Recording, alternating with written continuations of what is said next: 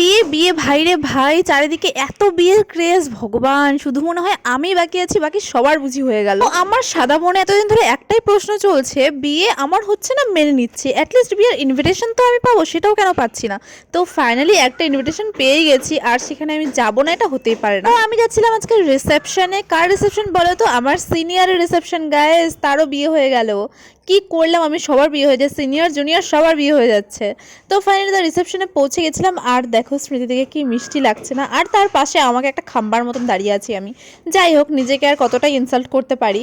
যাই হোক, আমাকে ছাড়ো, ফোকাস দাও স্মৃতিদির দিকে। মিষ্টিই না লাগছে স্মৃতিদিকে, সত্যি কথায় বলে না সিঁদুর পড়লে মুখটা একদম পাল্টে যায়, এটা একদম সত্যি, মুখটা পুরোটাই পাল্টে গেছিল।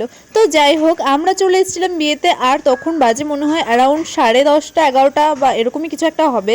এত রাতে আমরা পৌঁছেছি, তারপর এখান থেকে বাড়িও ফিরতে হবে। তো বিয়ে থেকে কি কি হলো সেটা আসছে নেক্সট পার্টে, তো তার জন্য ওয়েট করো।